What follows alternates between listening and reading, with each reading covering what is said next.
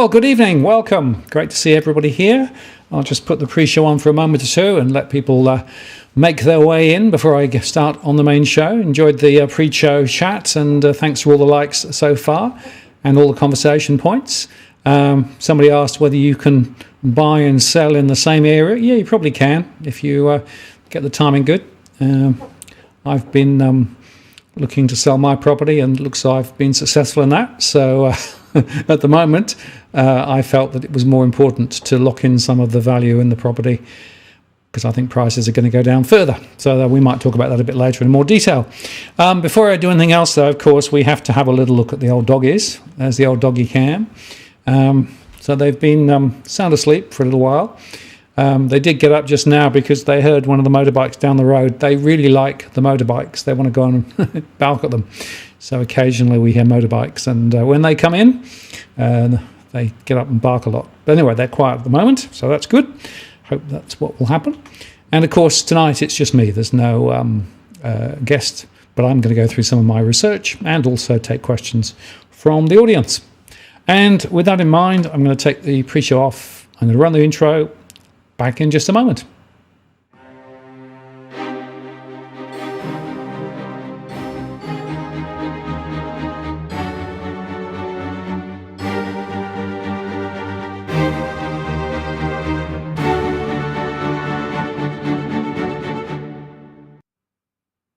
Well, good evening and welcome to this live stream on the 7th of February 2023. Martin North from Digital Finance Analytics here. Great to have you on. Thanks for taking some time out on your Tuesday. And we're going to have an interesting conversation this evening, specifically about household stress, property scenarios, the RBA, and all the things that have gone on today. Quite a lot of developments, of course. And we'll get into some of that. Just before I do that, I will remind you that we do ask you to remember this is not financial advice. This is just a general conversation. So if you need specific financial advice, or legal advice or property advice, talk to a professional. Just a general conversation tonight. Also, the moderation of the chat room is in progress, so just bear that in mind. But I do encourage you to share your thoughts and opinions. The more the merrier. And also, this is as at the 7th of February, if you're watching in replay.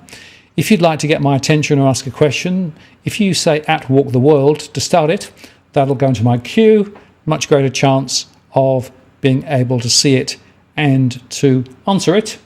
And I've also enabled Super Chat, which means that you can get your question top of the list if you want to do that, or indeed, if you'd like to make a contribution to what we do here, greatly appreciated.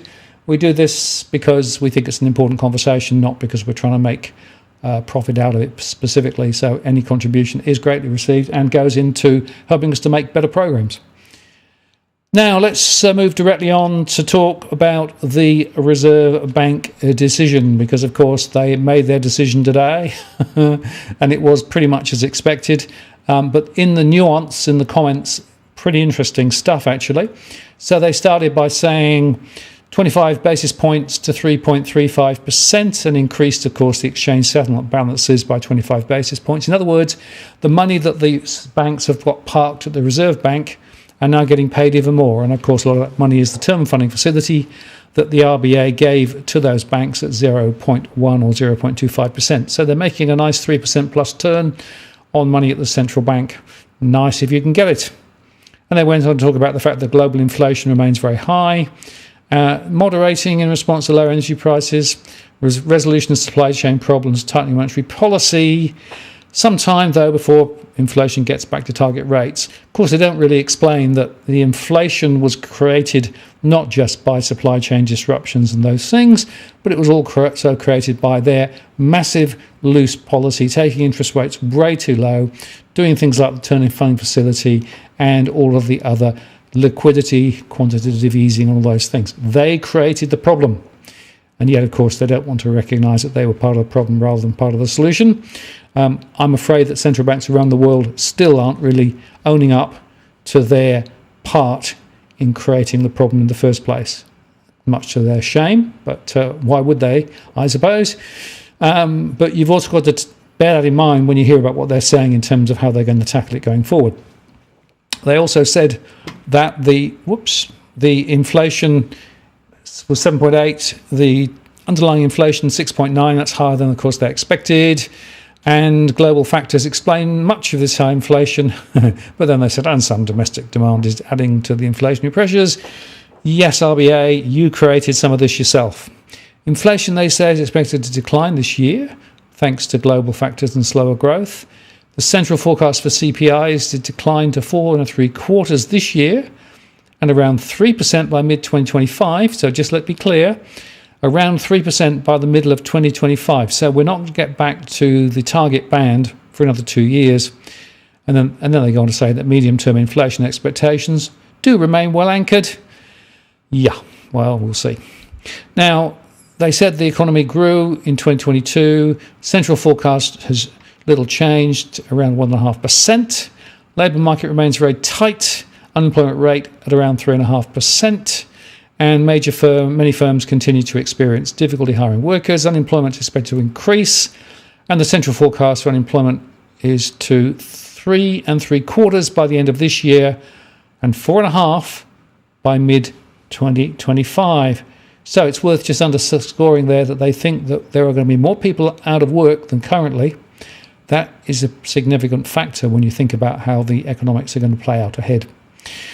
And they also said that wages growth continues to pick up and further pickups are expected, but they also are paying close attention. They don't want wages growth too fast and too hard. They don't want it embedded. So compared with a couple of years ago when the RBA was saying, actually, it's good to have wages growth, now they're saying we don't want too much wages growth. So they changed their tune there. And then they said there's a lag between policy and seeing the effects. That's probably true. 18 months to 2 years typically. Certainly 3 months for the mortgage payments to come through. And they are going to say that some households have substantial savings buffers. This is a change in story now. Some households have substantial buffers. Others are experiencing a painful squeeze on their budgets due to higher rates and the increase in the cost of living. Finally, they begin to recognise it. Households' balance sheets are being affected by declines in house prices. And, of course, there's also the question of the global responses too. They still are targeting 2 to 3%, but they say the path to achieving a soft landing remains a narrow one. And they concluded that further increases in interest rates will be needed over the months ahead to ensure that inflation returns to target. And this period of high inflation is only temporary, defined temporary, certainly 2 to 3 years. And in assessing how much further interest rates need to increase, the board will pay close attention to developments in the global economy, trends in housing spending and outlook for inflation in the labour markets, and they remain resolute. So there you go. That's the latest from the RBA. No great surprise. Some people were suggesting they were going to lift more. CBA was suggesting maybe 40 basis points and then hold. But now, of course, the greatest view, I think the most sensible view, is to say they are going to lift again. They're still right behind the 8 ball, of course. They're still leaving interest rates lower than in many other Western countries. The Fed lifted, of course, the Bank of England lifted. And so you've got to ask the question, when are we going to catch up? Because we need to catch up. We need to get to the point where the inflation rate is actually below the current cash rate, the sort of the long-term inflation rate, the trimmed inflation rate. And in the US, that's pretty much where they've got to now. So it's important to understand that. Our problem is that the inflation rate is still rising and the trimmed mean at 6.9 is extremely high. So that's a real issue. So whether you think the RBA has got it right or not, my own view is I think that they are really up against it, and I don't think they've necessarily got policies appropriate to where we currently are, which is going to put a lot of pressure on households as well as businesses. And in fact, the big boss over at ANZ, Shane Elliott, said there are probably going to be more rate rises than people think. I think he's probably right. And in fact, Steve Mickenbecker the other day said in his article that historic data suggests the cash rate of 3.1 has room to increase further, and they're talking about a cash rate of 4.6%. And by the way, ANZ was the first to lift the rates after the announcement, lifting the rate by 25 basis points, and they're also going to lift balances for savings, especially on those with lower balances. So it's quite interesting. We're seeing term deposit rates of 4%. And just to reiterate what I said, there will probably are going to be more rate rises than people think, said the bank boss at ANZ. So, it's pretty clear which way things are going to go.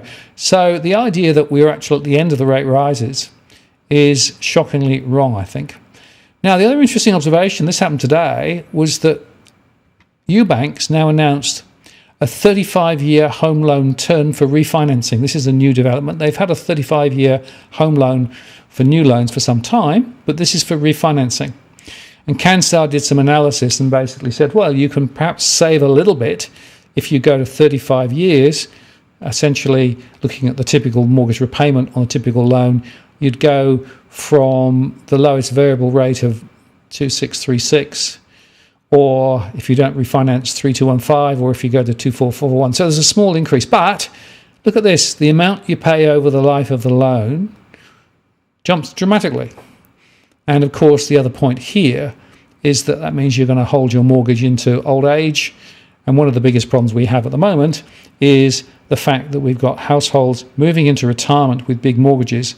So this is yet another trend. And you may remember I said a few months ago, I expect to see three things. Firstly, I expected to see migration increase. Well, we're at 300,000 now and counting. I expected to see more stimulus programs. So we've got more shared equity schemes, for example, as well as state schemes. And I suggested that loan durations were going to be extended. 35 years is the Eubank one. I wouldn't be surprised to see 40 years coming in too, because of course what that means is that banks can harvest more interest over that period of time. You end up paying a lot more, but it means that the monthly repayment is just slightly lower. And for some people that could make all the difference. And by the way, in some cases you also get paid a cash payment up front, a few $1,000s to refinance. One of the reasons why refinancing has been pretty high in recent times. Now let's just have a quick look at some other information. So the consumer confidence metric from Roy Morgan, ANZ, came out today. It's lower again. And they actually said that the biggest fall experienced since early August 2022. Confidence about current and future finances fell sharply.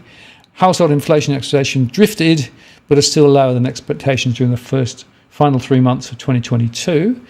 And confidence amongst homeowners paying off their mortgages fell less than other status cohorts, although still ended the week with lower confidence than renters and outright homeowners. So you can see that this is biting real people with mortgages now. And they also made the point that the time to buy a major household item fell 2.9 points. So it's all pretty gloomy when it comes to household sentiment. Also, the retail numbers that came out from the ABS showed that, in fact, the quarterly retail numbers were down, just down a little bit into negative territory. So that's another problem. And whilst activity on cards, according to Westpac, is there, retail has slowed considerably. And they're saying that whilst there is some underlying momentum, retail segments have seen a significant slowing. And of course, we're going to see more of that, I think, as households find it's harder and harder to maintain their household living style based on higher interest rates and, of course, higher cost of living. Now, it's interesting that the data here shows that the rents are rising significantly. This is from one of the data sources that we get quite often, and you can see here that the year-on-year changes on rents, houses versus units, are pretty remarkable. So in Brisbane, units up 11%, houses up 14%. In regional WA, 14.3%. In some other places, a little lower. So there is still an issue as well with the rental sector as well. And just on that, it's worth highlighting again the growth in migrants. These are temporary visa holders. Significant growth, both in annual growth and in terms of the number as well as the percentage.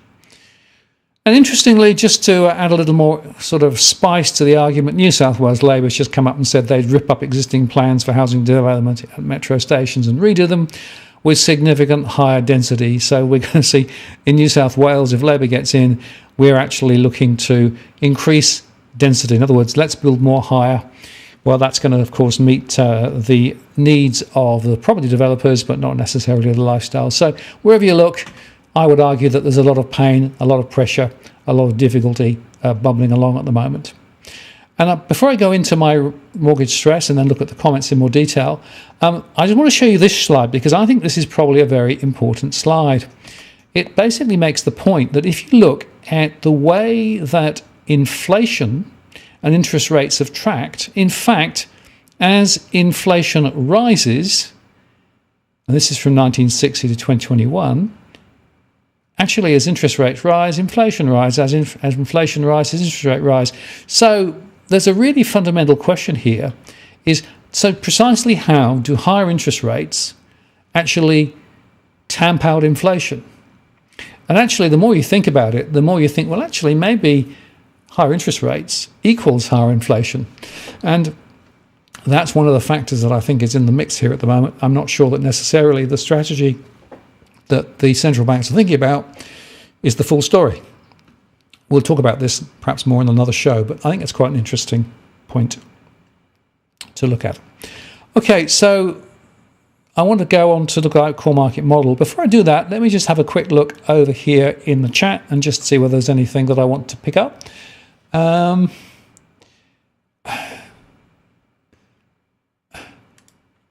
Just have a quick look. Cookie Boy said, CPI 7.8%, interest rate 3.35, way behind the 8 ball. Absolutely right. And comment from New Zealand that New Zealand's going crazy with interest rates at the moment. Yeah, absolutely right. And Drew says, can we get RBA genius to resign? Probably not, because of course he's quite protected. Though, did you notice how the Jim Chalmers basically separated the RBA from the government policy? It's nothing to do with us, it's their policy today in his comments. So he's getting a bit desperate now. And in fact, the Greens are trying to persuade the RBA via the government to reverse the decision, which is interesting. So we'll see. And Mark Smith said, Dr. Lowe the arsonist is now trying to be Dr. Lowe the fireman. That's about right. They created the problem and they're now trying to put it out. And of course, the question is, what's the likelihood of them being successful? Interesting comment here as well, which I might just address, and that is that over a 35-year period, you might be crazy, but not to have paid off a significant proportion of your mortgage and got some equity. I agree, except that the data shows that currently there are more people going into old age and going into reduced income with bigger than ever mortgages. So the proportion of people who actually own their properties outright when they move into retirement is as low as it's ever been. So that's actually what's happening in practice. Now, I think you're right. People should be paying their mortgage off quickly, paying it down, getting rid of it, because the sooner you get rid of it, the more you can actually then build wealth elsewhere. But at the moment, that's not really going to happen, unfortunately, for many people. So that's a very good point that you make. But I don't think it's very likely that we're going to see a lot of people. And New Zealand property forecast. Thank you. Well, I'll come back and talk about New Zealand another time when we get some more information. Watch this space. Okay. And James said, why get a loan? Because life's expensive. Well, actually, you get a loan because what you're doing is you're pulling forward your future income to be able to get something today. That's a marketing idea. That's instant gratification. Now, sometimes it's appropriate, so probably to get a mortgage to help you buy, because that's a big transaction. But unfortunately, many people end up with lots of debts. And what I'm seeing in my surveys is a lot of people with mortgage stress are actually accumulating other debts too. That is one of the other issues that I'm seeing. A lot of people don't get that, in fact, it isn't just the mortgage you've got to think about. You've got to think about credit cards, buy now, pay later, other personal loans, car leases, the whole kit caboodle. And unfortunately, many people are digging themselves a pretty nasty hole. Okay, I think I've caught up on the chat. So let me just come back to my presentation. So those of you who followed me will know that I look at data from my models. The input of that is the household surveys. And what we're doing there is surveying 1,000 a week, 52,000 a year into our core market model, statistically randomized across the country, phone-based surveys, and the data comes in each week. And then we can slice and dice the data all sorts of different ways, and we can also put them through our core market model and scenarios. I'll talk about the scenarios a bit later, and come up with what might happen. So we can look at stress, the trajectory of prices, buying and selling intentions, migration, the CPI stuff and other economics, into the core market model, into the scenarios, and then we can look at a postcode level, region, state, or Australia, and that then gives us the ability to be able to think about where things might be going. Now, scenarios, of course, are not predictions. They're just showing you sensitivities. So what I'm going to do now is I'm going to show you some of the main inputs. But before I do that, I just want to highlight that we do actually also provide our one-to-one service. So this is very popular at the moment. So if you want an individual conversation, confidential conversation with me about a particular suburb, I can't give financial advice specifically, but I can talk about my data and the postcode trends and those sorts of things. I can look at stress, home price, trend data, and also look at the forward views. And you can book a time, Zoom, either phone or Zoom, up to an hour. There is a charge involved because there's a lot of research that's required, payable in advance, and there's a 3 to 5 week waiting list. But if you are interested, you can go to my blog, find details there, or send me a message, again from the blog, and I can happily share with you some specific information. But anyway, generally, we're going to look at some of that information tonight. And just to start with, definition of stress. Now, there are many different definitions of stress, from 30% of income or taxable income through to underwriting metrics, but we define stress in cash flow terms, money in, money out. And that's because I need to look at not just the mortgage payment or the rental payment, but all of the flows in and out, income, expenditures. And if households have more outgoings, I'm excluding one-off discretionary items than income, then we would find them stressed. If they have a mortgage, they're in mortgage stress. If they're renting, then they have rental stress.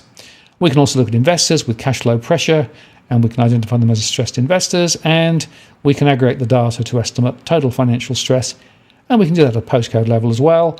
And we can report it as a percentage of households and account. Now, the percentage of households might be fine, except you will have some postcodes with small numbers of households, so you might have high percentage counts.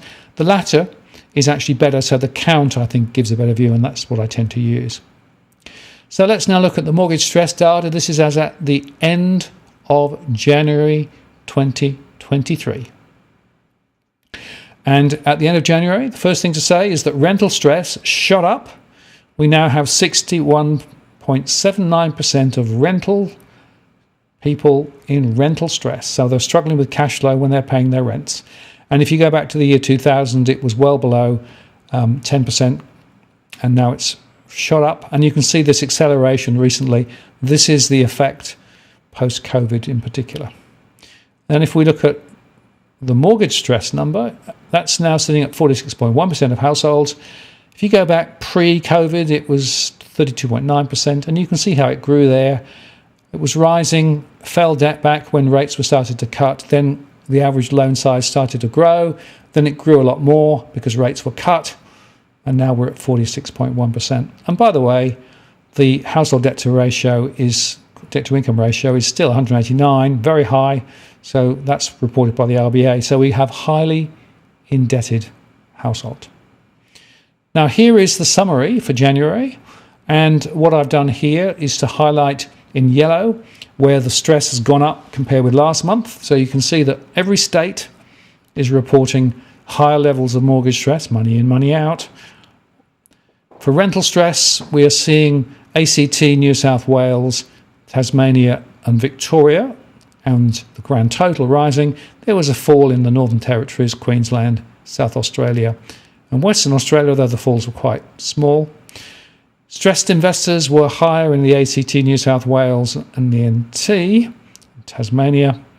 And financial stress, well, it went up nationally, and apart from WA and South Australia, where it went down slightly, that's predominantly because of refinancing and also because of rental changes here and here.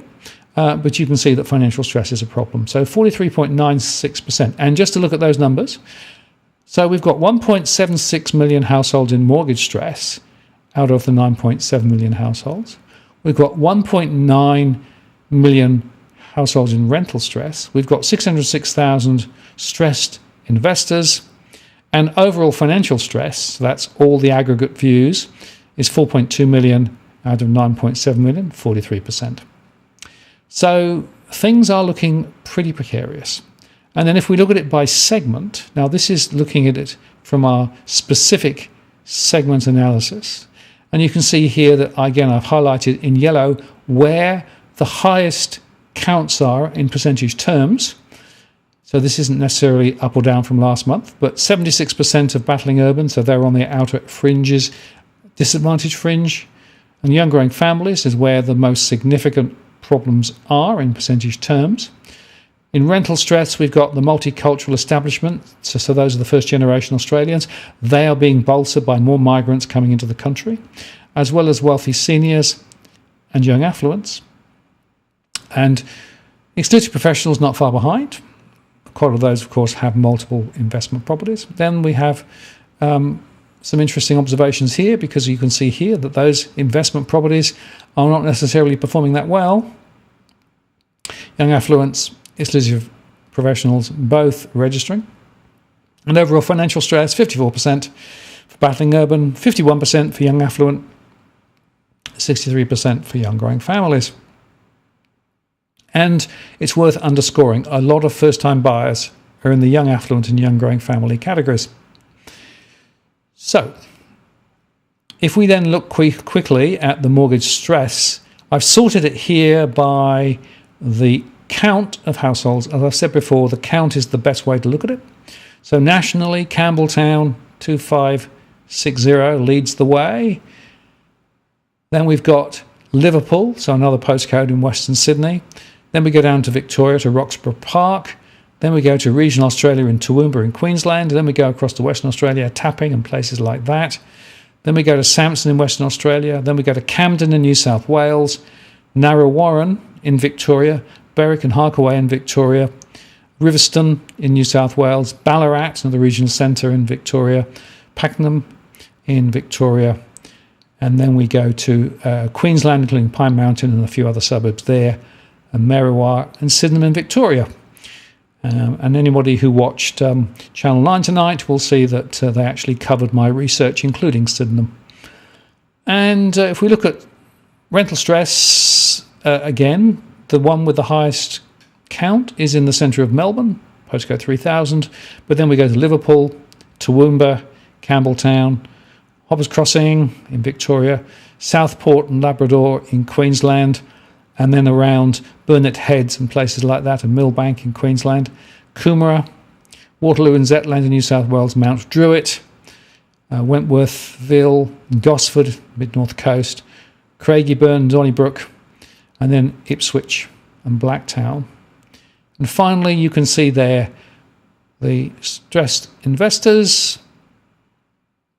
And what's interesting is that Narrabeen, Greystanes, and then Melbourne, St Kilda, Hornsby, Surrey Hills, Cranbourne, Millbank, South Bank. Quite a lot of these are actually high-rise units. Units are doing really badly still, despite the fact there's been some growth in rents. And you can see that places like Wollongong are also being impacted too, Cogra. And if we then finally look at financial stress, you can see there that the most stressed postcode across the country at the moment is Liverpool, 2170, 69.2%, then Campbelltown, then Toowoomba, then Roxburgh Park, then the centre of Melbourne, then Hoppers Crossing, then Mount Druitt, Wentworthville, Cranbourne, Derrimont, Ipswich, Springfield, Ballarat, Blacktown, Camden, Millbank, and Tapping. So there you go. You can see how that all plays out. Now, the other way, of course, we can look at that is to look at our stress mapping. And those of you who have followed the show before will know that the stress mapping shows you in visual format. Just need to put this up in a better... Let's do that. Let's go there and go there. There you go. So this is looking at New South Wales, and we have the counts, of course, from 275 and below the blue and 8,000 and above in the red. And you can see here that Western Sydney, so all the way from the Hills Shire at the top there, and then down through 2170, down to places like Campbelltown is where the counts are highest. Blacktown, of course, is there too, Liverpool. We also have some other places further in, and if you drill into some of the closer suburbs, which I'll do in a second, you can see that there will be some there. But I just want to highlight again, these bands around Western Sydney is where a lot of the issues are. So if we then drill in just a bit further, it is worth highlighting that even closer in to the centre of Sydney, we also do have some areas where, in fact, there are, not massive counts, but even in Mossman, for example, there are higher counts. Lane Cove, Ryde, Bondi, Randwick, Waterloo, down Botany Way, and even down to Roselands, places like that, and Canterbury and Bankstown. So there are quite a few areas where you've also got some significant issues. Now, we can pretty much look anywhere we want across the country, so I will go to 6,000 just to pick that one out. So this is, of course, Western Australia. And once again, it's worth highlighting that different postcodes have different characteristics, different strengths and weaknesses, and different counts. So when you start pulling out from the centre of Perth, you start to see stuff towards the coast and south and north of Perth where there are higher counts. Wanneroo's one area, south of Fremantle is another area.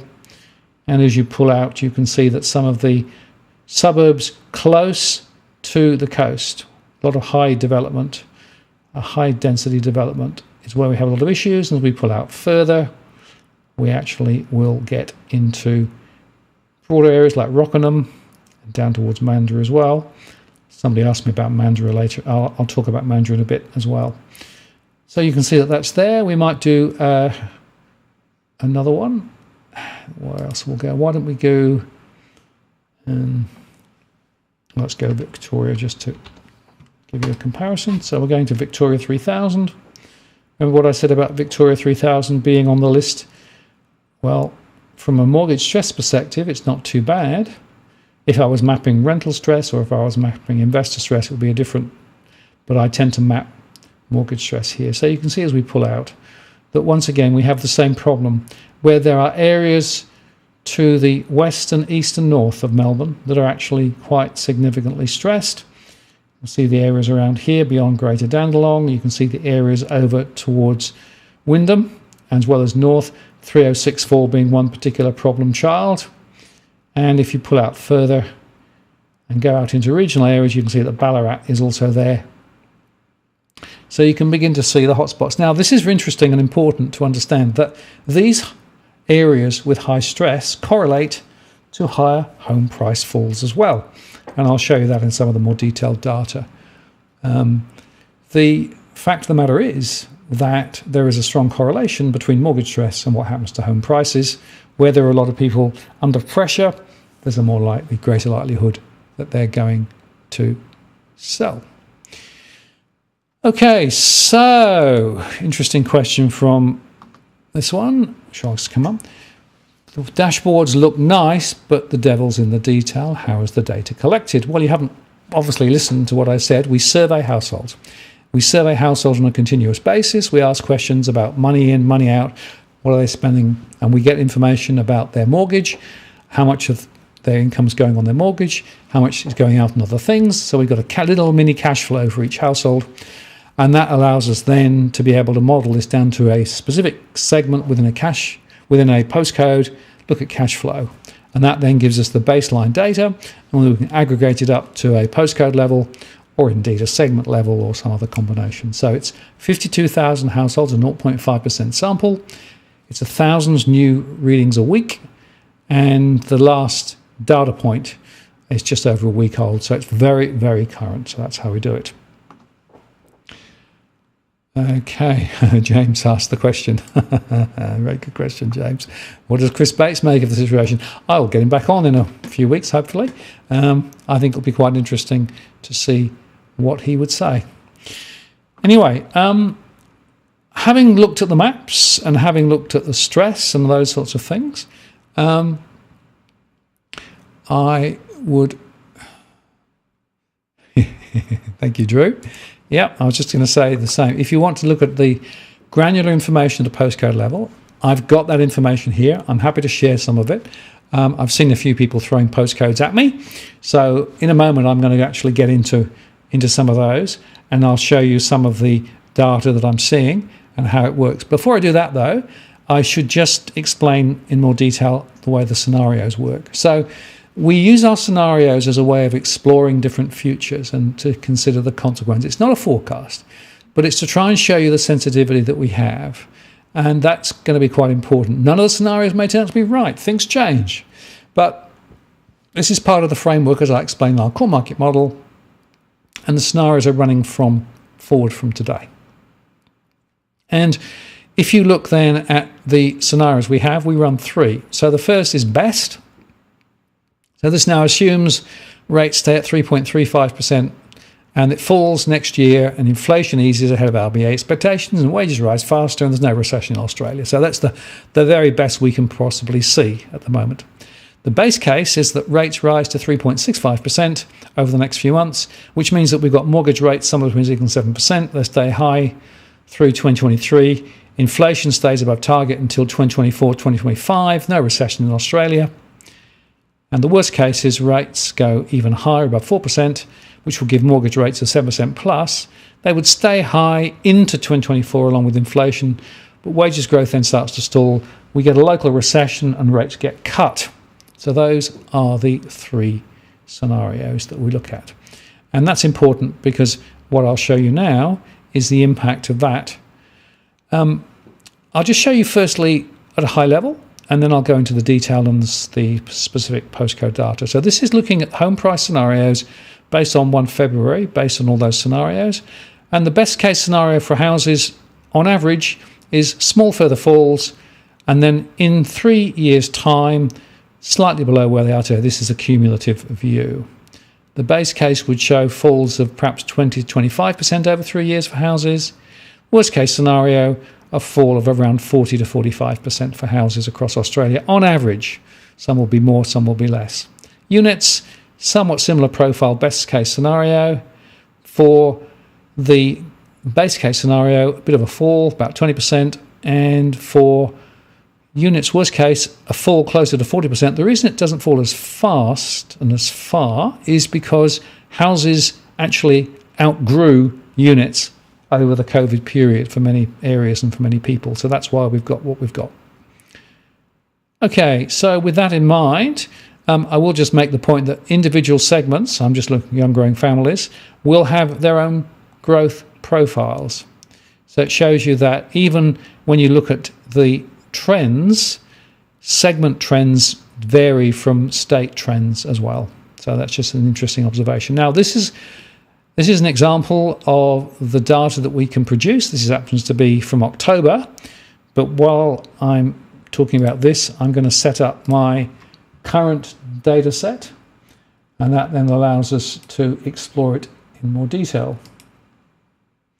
Right, so if I press this button, okay, so now we've got live data. This is actually as at January 2023. The base census is from 2021, and I can look at the household count in the postcode. I can look at the proportion borrowing, renting and owning outright. I can look at the mortgage stress. I can look at the price scenarios. I can look at the property profiles. I can look at the investment yields and the income, and I can make an assessment based on average disposable monthly income and what proportion is going on both the borrowing and the renting, so the mortgage repayment and the rent. And that's basically what I have for every postcode in the place. So let's have a little look, and I'll go back up a little bit. So Robert said,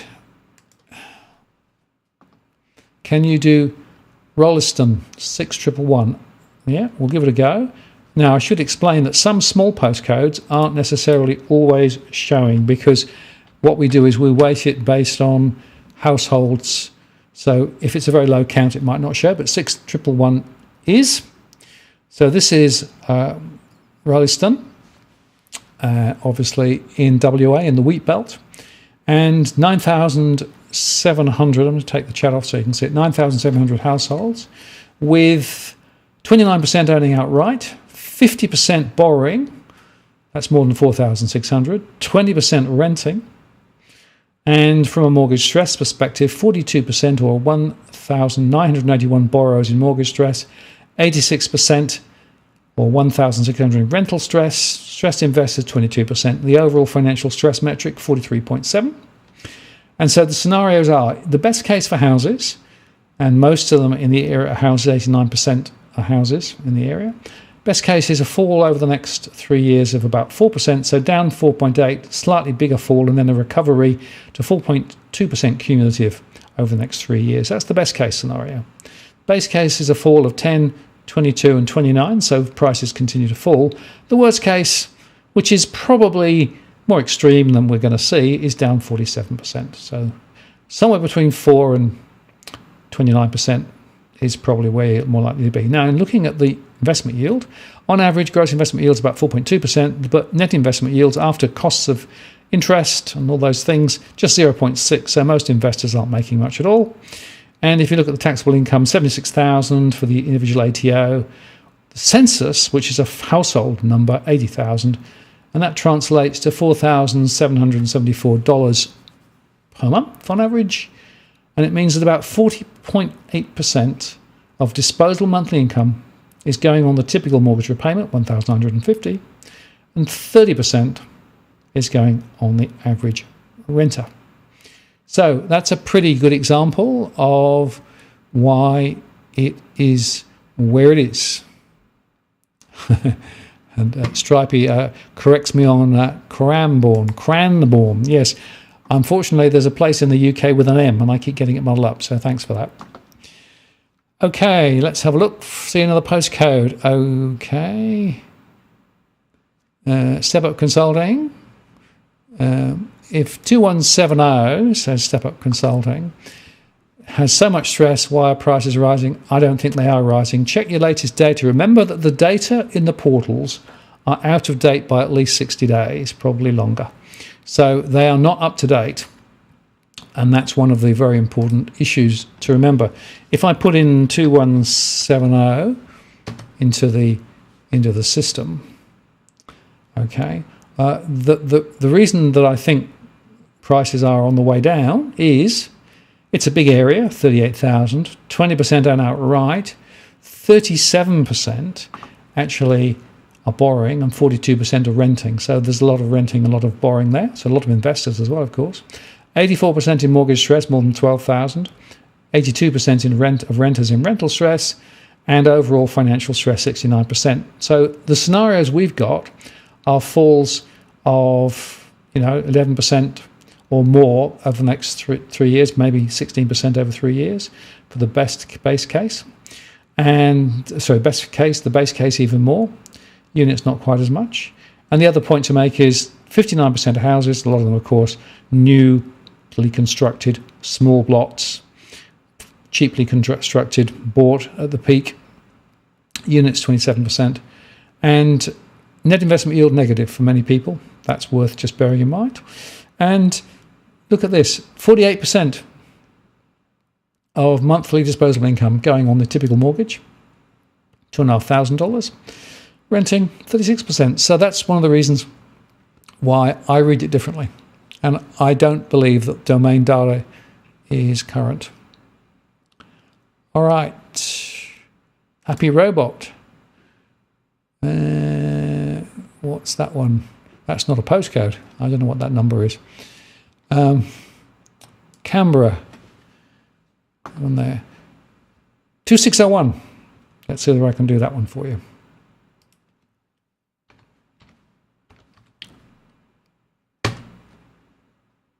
Now, this is a low count, so I should just warn you that because it's a low count, that means that the statistical significance might be below what I'd like it to be. Nevertheless, you can get a rough view. We've got a lot of people renting in that particular area, some who are borrowing. Mortgage stress, 50%, quite low counts. And we're looking at 99% units, which is interesting. Again, low counts. So the unit statistics would say small falls, best case, maybe 4.8% down over 3 years. Base case down 26, worst case down 42. The gross investment yields at 5.1 are not too bad, and in fact the net investment yields at 2.6 are pretty good, better than the ones we looked at before. Canberra investment properties tend to do a bit better, at least they have up till now, although we are seeing that the net investment yields are falling now because of the cost of the mortgage repayments. And 29% going on the borrowing, 34% disposable income going on the rent. So that's where we are with that one. And just a quick shout out to Michael for the super chat. Thank you very much. Really appreciate that. Thank you very much. Okay, Aussie Flyer Dave asked for 2307. So we'll put that one in. 2307. That's Shortland in the Hunter Valley. And then another low count. So this is only 1,978 households. And 36% are borrowing, 38% are renting, 87% in mortgage stress, 55% in rental stress, household financial stress at 57%. And the scenarios are, for houses, it's mostly houses, 69%. Best case is 13% over 3 years fall, base case down 38% over 3 years, and the worst case down 56%. Again, worst case probably overstated, but clearly the chances of a rise pretty low at the minute. Looking at the investment yields, 3.1% gross, underwater net, and looking at the individual income or household income, typical disposable monthly income 4615 with 43.7% or 36.7% borrowing and 40.7% for those renting, with around $2,000 and $1,879 going on the mortgage or the rent. Okay, let's just pick up this question and I'll come back here. Cookie Boy says, should the government go ahead with stage 3 tax cuts? No, they shouldn't. It would be inflationary, firstly, but also they need to spend money somewhere else in the system. Now, I know there's a political battle there to be run, but look, things economically are pretty shot at the moment. I think that it's probably a very bad policy, probably never been done. But the question is, will they want to turn around from what they gave as a commitment earlier on? Remember, the commitment was given so that there was no light between the two parties prior to the election. So it's bad policy. And interestingly, around the world, of course, the discussion is how can we increase taxes, not how can we decrease taxes. And I should make the point that we don't have enough funds going into the health service at the moment, the health system. There's a lot of other things. The support for those trying to get back into work is way too low because inflation's running very hot as well. So there are things that should be done ahead of the tax cuts, in my view. Okay, let's go to Bacchus Marsh in Victoria. That's postcode 3340. 3340. 3340. All right, let's put that one up. So here we have a postcode with 9,600 households, 25% own outright, 53% are borrowing, and 21% are renting. Mortgage stress at 57%, or nearly 3,000 households. 1,500 renters in rental stress, a little bit of investor stress, 48% in financial stress overall. And looking at the scenarios, we're looking at falls of 10% over 3 years, best case scenario, base case down 35%. Worst case, down 53%. I'm going to focus on houses because that's where the bulk of the property is. Gross investment yields 3%, and the disposable monthly income around $6,100, with 34% going on the borrowing and 27% going on the renting. So again, what I see consistently is this disposable monthly income chewing up a significant proportion.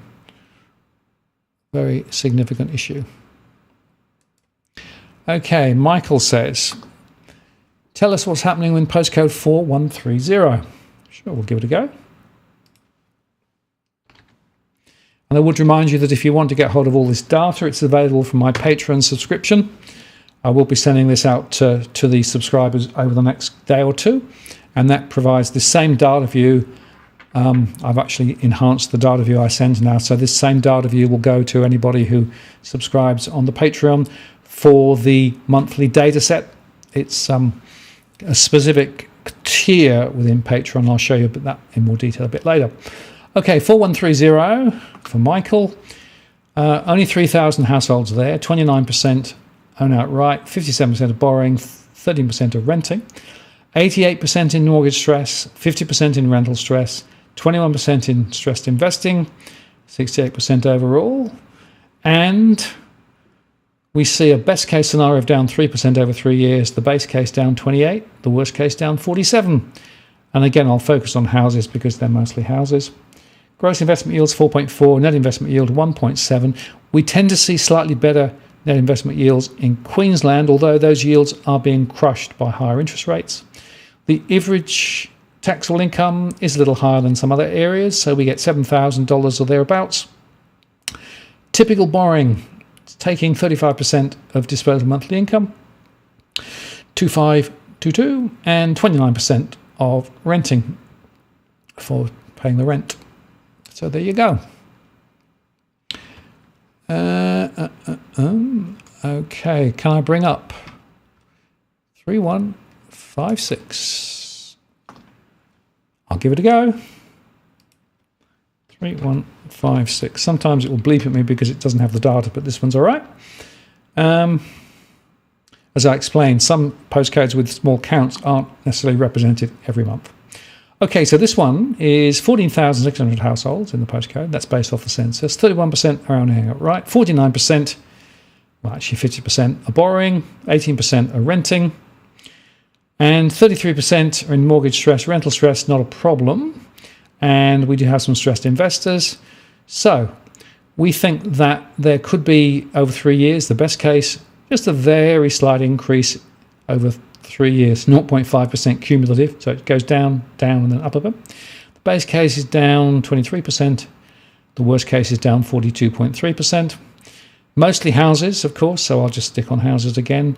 The gross investment yield is 3.8. Net investment yield is negative, so quite a few people here are losing money from an investment perspective. So you perhaps expect more stressed investors ahead. And from a taxable income perspective, the gross disposable is 5,333, 45% going on the typical borrowing, more than $2,400, and 36.4% going on the typical rent at $1,944. Okay. West Footscray says Glenn. 3021. 3012, sorry, got back to front. Okay, so this is 3012 West Footscray, 11,000 households, 18.7% are owning outright, 39% are borrowing, and 41% are renting, and 40% are in mortgage stress at 1,700. The renting stress is 76% on 3,500. Financial scenarios 55%, and fall of 10% over 3 years. Best case for houses, mostly houses. There's a few units there, so that's slightly lower, of course. The base case is a fall of 35%, and the worst case a fall of 54%. The gross investment yield 3.2, net investment yields just positive, very slightly. Most investors not making much. And looking at the disposable monthly income, 39.9%, or 2,500 going on typical mortgage, and 29%. At 1,843 going on the typical rent.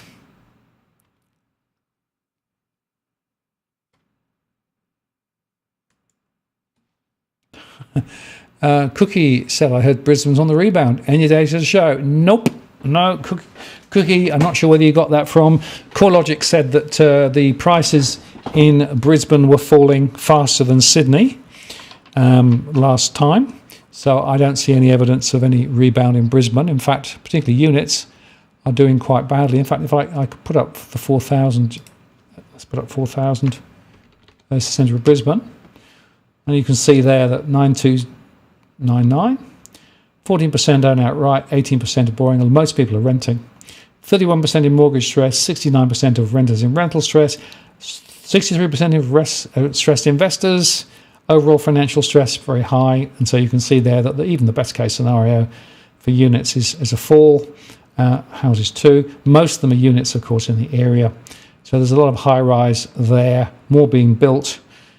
Gross investment yield is around 5.2, net investment yield 2.2, better than some areas.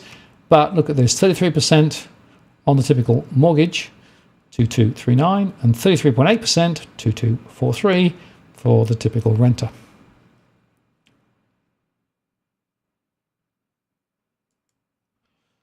Interesting comment there from Cross Stitch Ange. Thanks for that comment. All these rate rises, I still see plenty spending big on holidays and big TVs. Will the government bail them out in a few months' time? I feel like squeaky wheel gets the oil. Mortgage holders are not vocal enough. Yeah, so it's very interesting. I had a conversation today with somebody who said, well, surely the government's going to bail people out. Well, except, of course, they've got a problem because they've got inflation, so they can't put too much more liquidity into the markets directly. And you've also got the situation where there are so many demands on the budget, and Chalmers is trying to keep the budget under control.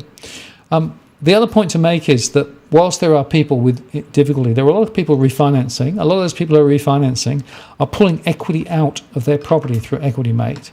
It's one of the things that I think people have not fully understood. There's about $90 billion last year pulled out of Equity Mate.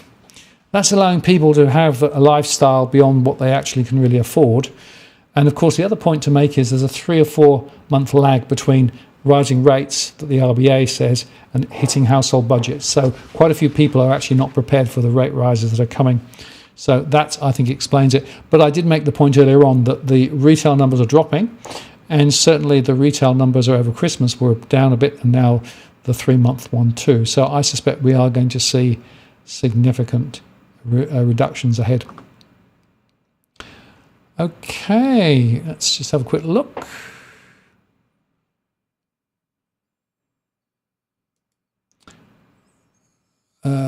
Robert Barwick says, sorry to interrupt, but you should know that the motion for a Senate inquiry into regional banking closures is live. Will be voted on Thursday. People who should support should call their senators. Robbie, that's terrific news. Great to know. And very, very, very good news that, in fact, we're going to have a discussion. There were some really good speeches made the other day in Parliament from people who really were highlighting the issues with regard to regional banking. And it's great to know that we are now going to get a vote on Thursday. So, folks, refer to my earlier conversation with Robbie and the other shows where I talked about regional banking and the closure of branches. Pick up those phones, make sure that the senators know that this is a really important issue, and give them hell, because the more we actually get them to understand just how significant this is, and just to remember that we've had significant branch closures, not just a few, massive branch closures, and so many people in regional areas are now branch less and having to drive a hell of a long way. So thanks for that, Robbie. Really appreciate your coming on and giving us that little bit of information.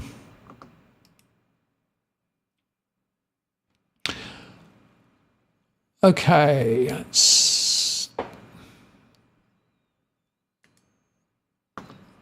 yep, I agree. It's a real issue, and I must say that some of the pressure that I see amongst older cohorts is really quite concerning. Okay, now this is one from, here we got, try Gugong 2620. 2620, one of the most profitable. 2620, let's see. 2620. Okay, so this is in and around the ACT, of course. Eden Monero. And yeah, you're right, the incomes are quite high. Let's have a look. 17,000 households, let's put that up. 17,000 households. 22% are outright, 46% are borrowing, 31% are renting, 75% in mortgage stress, no rental stress to speak of, some stressed investors, overall financial stress at 45%. So the best case, and look at 67% houses, down 4.7% over 3 years, base case down 29%, worst case down 47%. And the rental returns 3.5% or 0.6% net investment yields.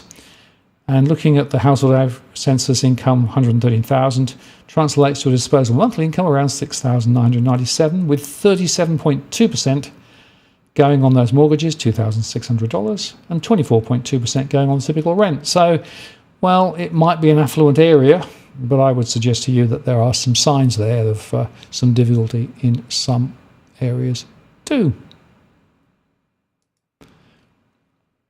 And thanks, Kerry, for your comment there. Much appreciate the work and those thoughts in these times. Well, I'm just trying to help and inform people so that they can make better decisions. I'm not trying to scare people.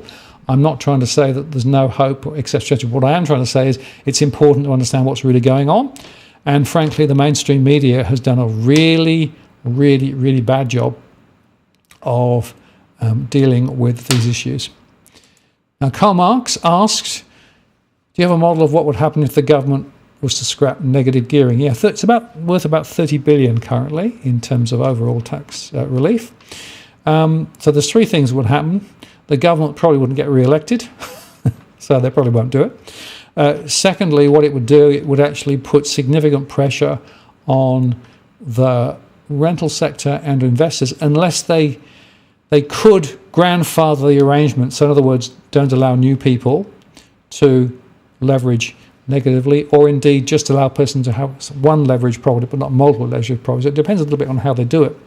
The net impact would be a bit of a fall in terms of property values, but unfortunately it would also lead to a further reduction in investment properties, and that means that rents will go up. So it's not necessarily a very powerful lever to pull just at this time, and of course it's politically very unacceptable. Mind you, I still think it should go. It's absolutely distorted the market for years. Drew says 3223. So that's St Leonard's in Victoria. Okay, let's get rid of that. Okay, so we have 4,300 households with 52% owning outright. That's one of the highest, most stable. 52.7% own outright, 25% borrowing, 21% renting. So you would expect that to be relatively stable. 28% of borrowers in mortgage stress, 78% of renters in rental stress, so they have a problem. Stressed investors a bit, but not too much, and only 29% of households in financial stress. So overall, best case scenario, and it's mostly houses, 92%. 8.4% over 3 years, fall, base case down 33, worst case down 51. And it's also worth saying that the gross investment yield is at 3.3, net investment yield minus 0.2. And look at this, monthly disposable income is pretty low in this particular postcode, 3949, with a couple of $1,000 going on the typical mortgage at 50%, and average renter 42.9%, 1694. And this is, of course, in Geelong. And Geelong is an area where there's been quite a lot of mortgage pressure for some time, unfortunately. So that's the story there. I think the real issue is that it's the disposable monthly income problem, because overall cash flow is under pressure because of the cost of living. And Cookie Boy said to Robert Barwick, hello, Chairman. Very good.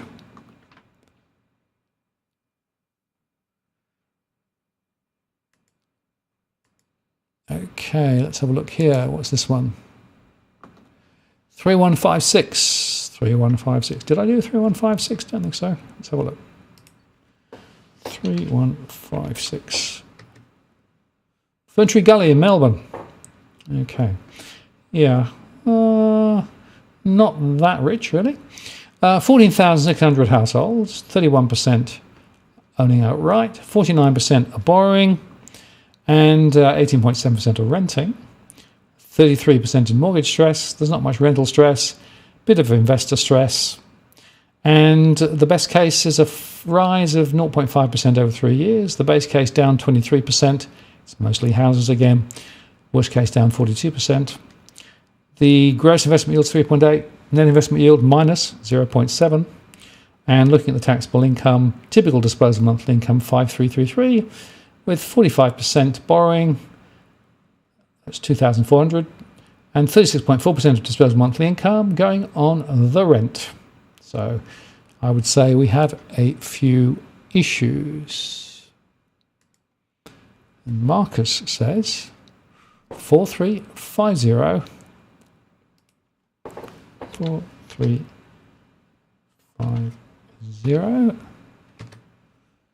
Okay, so this is Harriston and, of course, Toowoomba.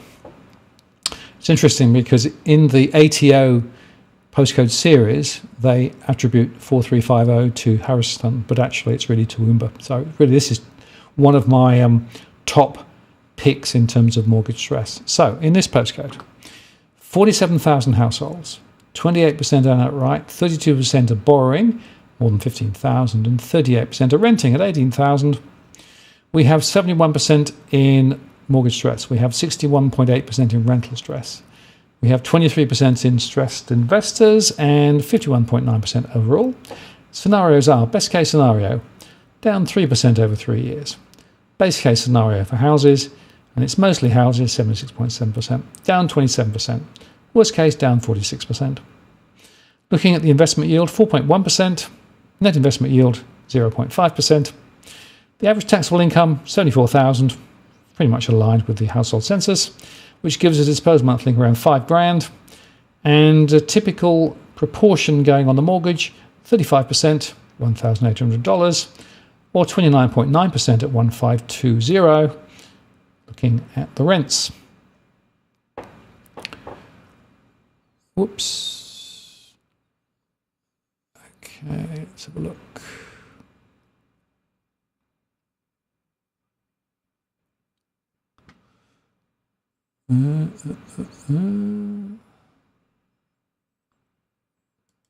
I picked the wrong one. Sorry, I misread it, did I? 3233. Sorry, I'll do the right one. 3233.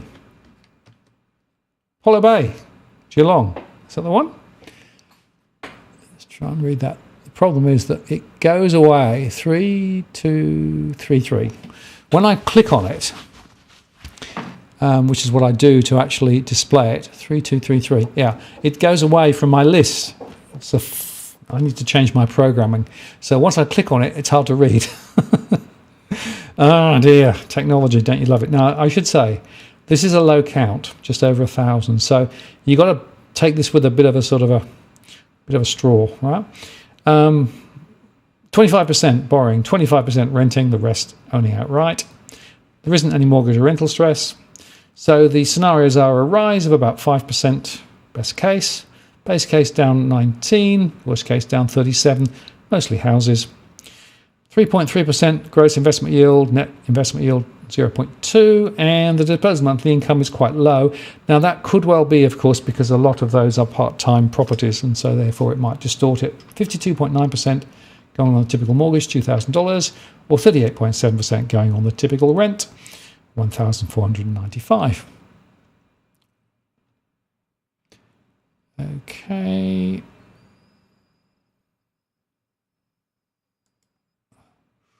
$4,012.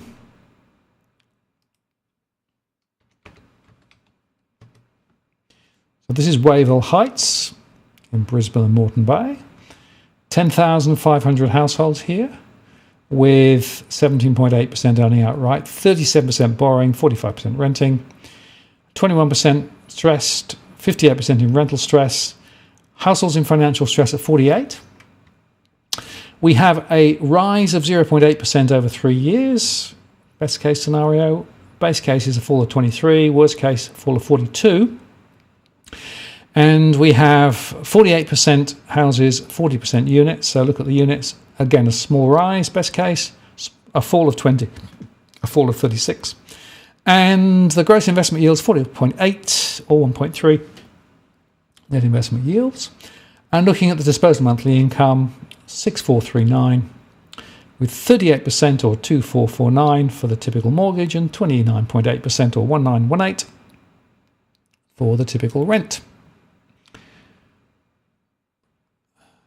Okay, what else have we got? Bankstown, 2200. Yep. Here we go. So, 15,000 households, 22% owning outright, 30% borrowing, 46% renting, 29% in mortgage stress, 72% in rental stress, 41.1% stressed investors, and households in financial stress 54.7%. The price scenarios are fall of 11% over 3 years for houses, 38% of houses, 9.8% fall for units, 44% of units. And then we've got a fall of 36 versus 30 and 54 versus 47. So falls from wall to wall. Gross investment yield 3.4, and the typical disposal monthly income 4740, with 50% going on the typical mortgage and 43% going on the typical rent. Whoops.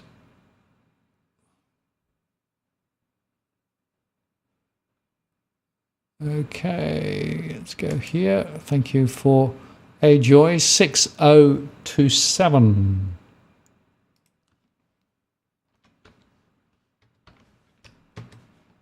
All right, so 6027, 16,000 households, 29% own outright, 48% are borrowing, 28% are renting, 31.8% in mortgage stress, 84% in rental stress, 25.4% stressed investors, and 42.1% household in financial stress. And we see small falls, best case scenario, 85% of houses, so down 2.9% over 3 years. Base case down 27%, worst case down 46%. Gross investment yields 4.2, and the typical average taxable income translates to a disposable monthly income around $6,000, with 39.5%, or $2,400 a month for those borrowing, and rent 31.2, or $1,894 per month. James says, we need another Rennick interview. Yep, well, that's a very interesting question. So let me know if you'd like me to get Rennick back on. I think it probably would be Rennick not with John Adams, because I'd like to hear more about his ideas for some of the strategies he's got.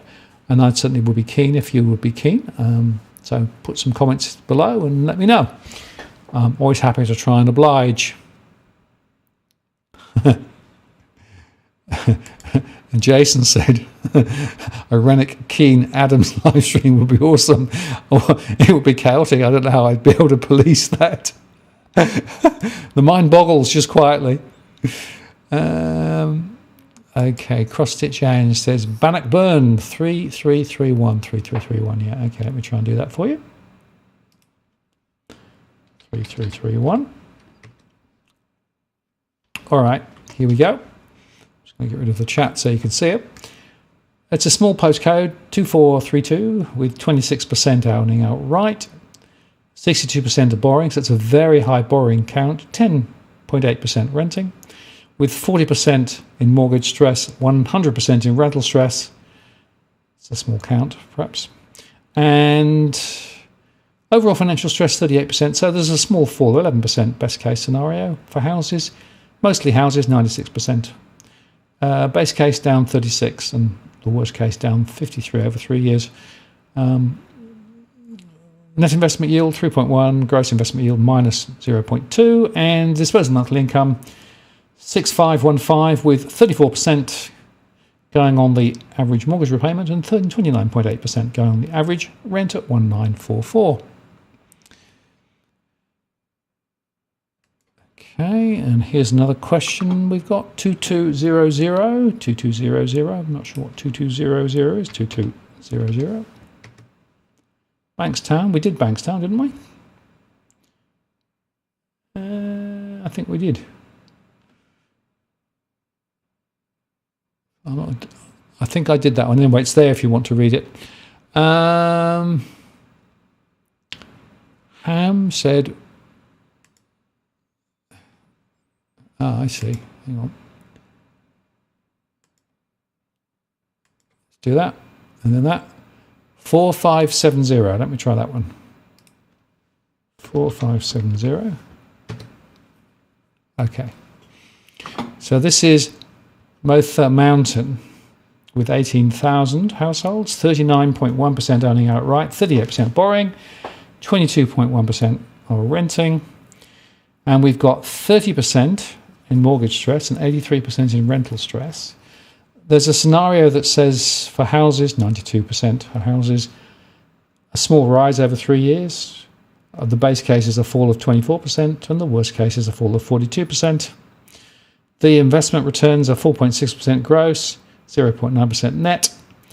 And the disposable monthly income, now some of this again could be maybe second homes and things, but nevertheless, this is what the numbers say, 42% going on the typical mortgage and 39% going on the typical rental payment.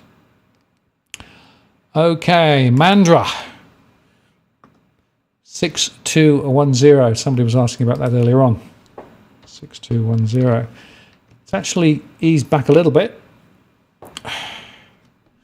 So we have 31,000 households in Mandra, and we have 32% owning outright, 38% borrowing, so a lot of people still there, 28% renting, 24% in mortgage stress, 3491, 64% in rental stress, and 23% stressed investors. Overall financial stress now 35.6. So it's interesting how that's come down in the last few months.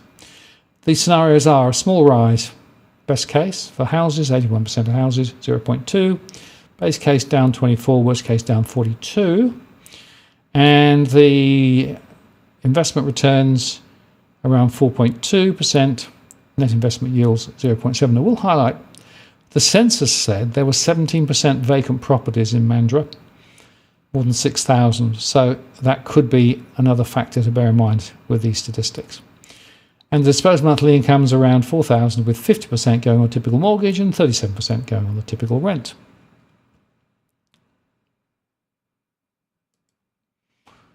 Okay, interesting question here. Thank you for that.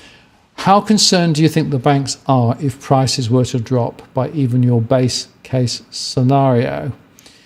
Very good question. I still don't believe that the bank's modelling is taking sufficient account of what I'm seeing, because they are still have tended to hold on to the view that interest rates are not going to rise much and that people are fine, etc., etc. Of course, the RBA has said in the quite recent they have plenty of buffers, and some do, of course. So the banks are moving the goalposts, so they're stretching loan terms and they're encouraging people to try and sell if they're in difficulty. And remember that quite a few people saw significant run-ups in property values. So if they had a mortgage 4 or 5 years ago, they saw a massive run-up and now it's coming back and there's still equity. So it won't necessarily directly impact the banks immediately, but I've done some sensitivity work with some of them in terms of showing the potential impact if in fact rates go on rising. If my mid-case scenario is more true, and there is a crossover point where things start to get quite difficult, you have to think about financial stability and the impacts of that. That's something which I think the RBA and APRA will be thinking about. I wouldn't be surprised to see a reduction in the buffer rate, the APRA 3%. Maybe they'll say, well, we'll move it to a 7% and just leave it at that, or something like that, which might give it more leeway. We're also seeing some of the underwriting standards loosening to allow people to still borrow, because the banks are still keen, and of course they're pushing through refinancing like you wouldn't believe. You can get $3,000 to $5,000 to refinance, and you can probably save some money on the way through. And of course, as I mentioned earlier, on Ubank. So there's a lot of moving parts here. I personally think the banks' sensitivity models are not appropriately sensitized to the scenarios that I think are most likely, but they are different scenarios and nothing like mine, I'm afraid, because I don't just look at the mortgage, I look at the total household footprint, including income and expenditure. You also asked about 3030. Let me put that in. Okay. And 3030 is Derrimont in Melbourne. That's Point Cook Werribee, of course. One of my most studied postcodes. 41,000 households, 17% own outright, 49% are borrowing. There are a lot of first-generation Australians here too. A lot of people renting as well. 33% in mortgage stress, more than 6,000. 50% in rental stress. And stressed investors, 13.6. Overall households in financial stress, 37.3%. Scenarios are mostly houses, 86%. Down 4.9% over 3 years is the most likely scenario. A bit of a drop and then a recovery. You can see here this from the chart, right? And looking at the gross investment yield, 3.1. Net investment yield, on average, minus 0.2. Disposable monthly income 6750 with 35.6% or 2,400 going on the typical mortgage and 27.4% going on the typical rent. So there's a few interesting pressure points that I see here.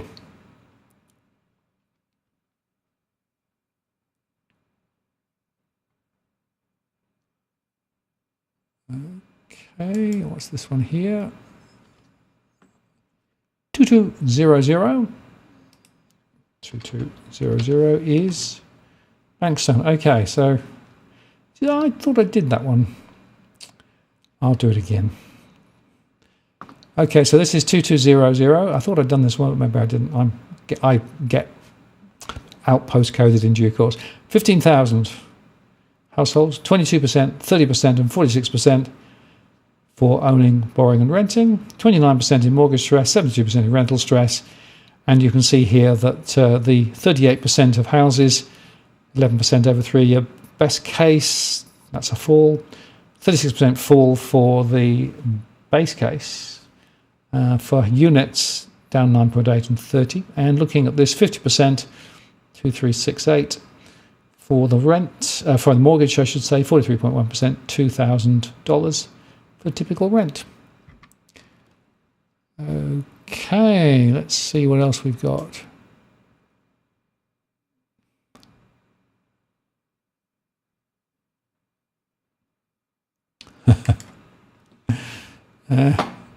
What are your top 10 items to own for the upcoming apocalypse? Very interesting question. So, look, my view is it's very good to be able to grow your own food. I've been doing a bit of that, and we'll do a lot more of that ahead. I've tended to assume that some of the things that we take for granted as being available may not be. I also wonder about the sustainability of power and those sorts of things. So there's some base items, in terms of just basic survivability. From the point of view of investing, I still think stock markets have further to fall. I'll make a post about that over the next few days. There's been a couple of recent discussions that really said, look, you've not taken into account the falls that we're seeing in terms of earnings. Earnings are dropping and will drop quite a lot more. So the markets have yet failed to take account of that. So I'd be a bit careful in holding a lot in the markets at the moment. I've tended to pull stuff out. I'm sort of basically trying to sort of stand on the sidelines and just wait for this thing to go pop and then work out what to do then. I don't hold gold though. I'm not a believer in gold. Whilst there's an argument to say, well, it may not lose value, it doesn't really gain value, and you can't eat gold. So I don't tend to believe that that's a great opportunity at the moment either. So that's some of the things I'm thinking about. Okay, Robbie says, thank you. Yeah, glad to help. Glad to help. And Mediocre says, toilet paper. Yeah, good idea. We've seen it before. Okay. Now, let's have a look. What is this one back up here? Sorry. Hang on. Here. Tony Locantro says, amazing how you run these events now. I'd like my daughter to eventually buy in 6080. Could you check the odds, please? Have I got that right? 6060. 6060. I should explain that the screen's a bit of a way away. 6060. Hello, Tony. We need to get you back on, Tony, for one of your shows again. I'll send you a message. Okay. Tony Locantro, this is for you. 6060. 12,000 households, 21.8% owning outright, 34.6% of borrowing, 43.6% of renting, 63% in mortgage stress, more than 2,600, 64.4% in rental stress, investor stress at 19.8%, and overall financial stress 54%. Scenarios are, and look, it's 37% houses, 15% units. There's quite a lot of other types of property there too, but I'll go with houses and units. So scenario is down 3.6% over 3 years, best case, down 28%, base case, worse, 46%. And units 3, 24, 40 all falls. The gross net investment yield down 3.9, net investment yield down 0.3. And looking at the disposable monthly income, typical monthly income 5,657, 39.1% for the mortgage, $2,200, or 28.5% going on the rent. And I should add this disposable monthly income calculation for the amount is actually sensitized to where rates are currently. So it's actually real data from real households. So there you are, Tony. Thanks for that. I hope that helped. And thanks for the super chat, of course, greatly appreciated. Let's go back down here and see what else we've got. T-Rex said, whoops, missed. It's a bit like trying to shoot apples in a barrel. 7,000, please, Hobart. 7,000, here we come. So I'm going to stop giving postcodes in a second. I just want to finish off the rest of the show. And I will tell you how you can still get information about a particular postcode afterwards if you'd like to do that. So hang around and I'll tell you about that in a second. Okay, this is postcode 7,000. North Hobart. 6,464 households. 28% owning outright. 28% of borrowing. 43% of renting. 60% in mortgage stress. We've seen significant rises in Hobart recently. 47% in rental stress, and 24% stressed investors. Overall financial stress, 44%. The scenarios are down 1.6% over 3 years. Best case for houses at 61%. 26% of units down 1.4%. Cumulatively, base case down 22%. And disposable monthly income, 34.8% or 2,222 for the mortgage, and 31.2%, 1,993 for the typical rent. Okay. It was 2120. Did I get the wrong one? Quite possibly I did. 2120. It's that one. Pennant Hills, there we are. I'll do Pennant Hills just because I may have misread it previously. Pennant Hills, 7,500. 33% owning outright, 45% borrowing, 20% renting, 38% mortgage stress, 85% rental stress, 26.7% in investor land, financial stress 48%. So the scenario is 79% houses, down 12% over 3 years. Best case scenario. Base case down 37. Worst case down 56. Investment return 3.4 and break even for net investment yield. Gross monthly income down 42.5% or 3,380. And for the typical rental payment, 32.5% or 2,591. So there you go. What about Edwin's baby? 2148. Okay, 2148. Blacktown, yay! Okay, we'll finish on Blacktown. That's a good one to finish on. So 23,000. 23,000, 21% owning outright, 37% at borrowing, 41% renting, 53% in mortgage stress, 78% in rental stress, bit of investor stress too, 60% in financial stress. So, best case scenario for houses, 71% of houses, down 14% over 3 years. Base case down 39, worst case down 58. And net investment yield is break even. Monthly disposables about 6,000, 42.8% going on the mortgage and 33.2% going on the typical rent. So there you are. Okay, so I'm pretty much out of time. And of course, I've always got more postcodes than I can deal with. But I will just make a couple of closing remarks. The first one is, I think it's very important to remember that there are areas where you can get help. So if you are in financial pressure, financial stress, sure, you can go talk to the bank, and I do recommend you do that, but you want to get some objective independent advice. So I recommend the National Debt Helpline on 1-800-007-007. That's a government service. And the reason I mention this is because you can Google and get a lot of so-called help when it's not, because they'll charge you an arm and a leg and they don't give you objective independent advice. The National Debt Helpline is brilliant. They are very busy, of course, so make a note of that if you're in difficulty.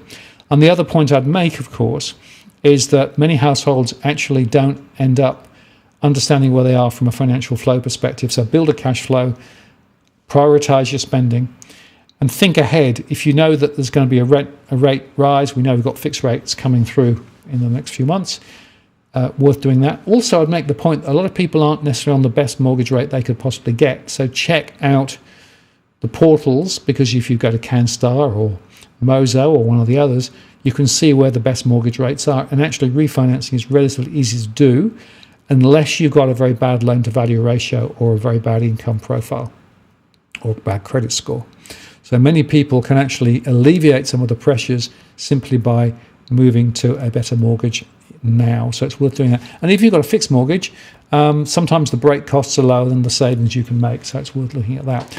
And then the final point to make is this is a long-term grind. This is not going to suddenly get fixed. Even if interest rates were starting to drop because the RBA started to drop rates in a few months' time, that's not going to change the fundamental issue. Inflation is going to stay high for quite a long period of time. The RBA said till 2025. We know that the cost of living are rising. We know that many households are struggling with many multifaceted problems. So it is important to try and take account of that now, rather than put your head in the sand and say, oh, she'll be right. Very Australian, I know, but unfortunately, real incomes probably won't grow in real terms for many people for at least another year or two. So it is worth just bearing that in mind. And I will just make the point that if you want more information, or indeed, if you would like to ask about a specific postcode, you can go across to my blog. It's digitalfinanceanalytics.com/blog. The link is in the comments below. And there's a little message facility on the bottom right-hand side of the blog where you can send me a message. And if you want to ask for a specific postcode, send me a message and I'll turn that around in the next few days. I don't do long lists, but if you have a specific postcode, I'm happy to do that for you. The truth of the matter is I always get lots and lots of requests, so it takes a few days sometimes to answer, so don't panic if I don't answer immediately. I'd also make the point that you can actually get, via Patreon, the data set that I'm actually using tonight. It's a very large data set. It's available by Excel, and it's got the same front end as I've shown you tonight. And in fact, if you want it, it's available at $50 per month plus GST, and you can join from the Patreon site. Again, the links are in the comments below. And some people subscribe just for a month to get one data set, but quite often people then subscribe and keep subscribing and get updated every month. I send it out to everybody in this tier every month, and it gives you a very, very good tool, and you can make your own comparisons and play around with the data to your heart's content. Because obviously I can't cover the whole of the scenario set every time for every postcode. And by the way, if you'd like to make a contribution to what we do here, we also run PayPal. Details there. It is greatly appreciated. We do have people who actually make some donations to what we do. Again, it's just trying to help us cover some of the costs of what we do here. I don't set out to make a profit. I'm just trying to cover the cost of what I do. And I also take Bitcoin with Bitcoin where it is.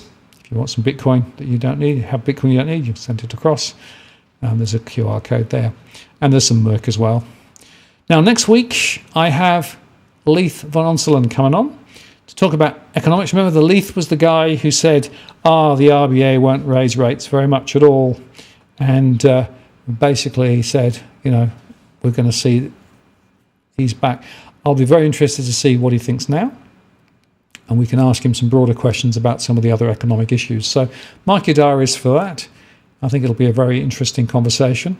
And the following week, I've got Megan Wells coming on to talk specifically about Brisbane property, because as I think Cookie Boy suggested earlier on, there's a discussion about whether prices are moving up or down or what they're doing. So we can get literally from someone who's on the ground in Brisbane, the latest on Brisbane property in 2 weeks' time.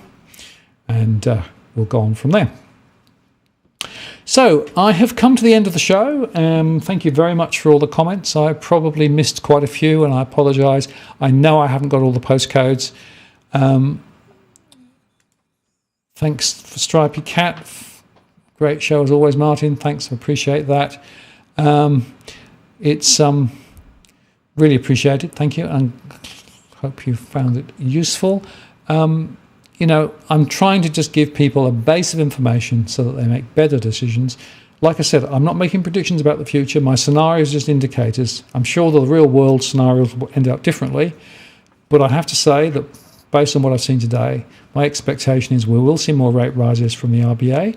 Now, I did ask in the poll what people thought, and I've actually got the answers here. So I asked the question, when will the RBA next lift rates again? And of those who actually, more than 400, put an answer up, 79% said March, 10% said April and May, 6% said June onwards, and 5% said they won't lift further from where they are. So the consensus is we're going to get more rate rises, and the question, of course, is how many and when. And it'll be interesting to see what the newspaper reports over the next 2 or 3 days. I'll cover those in some of the other shows. So, I think that's it. Thank you very much for spending some time with us tonight. Hope you found that useful. I will just bring the doggies back on. They've been there, sound asleep. In fact, the Meteor's giving me a bit of a lick, as they do from time to time. The Meteor. So there you go. There's the doggies. And thank you for spending some time with us tonight. I hope you found that useful. Don't panic about the financial conditions here, but just try and prepare and be cautious and careful. And don't get too caught up in some of the spruiking that's out there. We'll do more anti-spruiks with Cookie Boy's help, and we'll do some more shows ahead with more information. And as I say, if you'd like to get a specific postcode, then you can contact me by the DFA blog, send me a message, and I'll send it back to you. Thank you very much for watching tonight. Take care. Keep safe. We'll see you next time. This is Martin North from Digital Finance Analytics, signing off. Cheerio.